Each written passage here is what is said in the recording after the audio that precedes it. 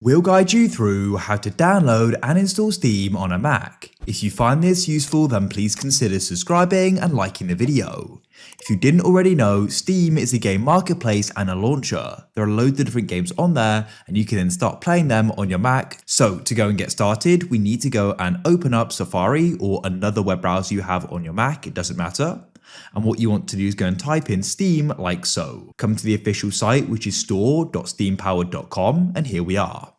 To go and download it, we need to head to the top right and you'll see the option for Install Steam. Click there and you'll see the button Install Steam. Click on it and it's going to go and start downloading.